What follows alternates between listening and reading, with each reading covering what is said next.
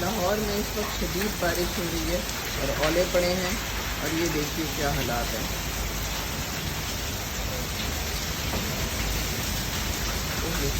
हवा भी है साथ, इसको मिट्टी हो गई है सारी, ये देखिए यहाँ पर।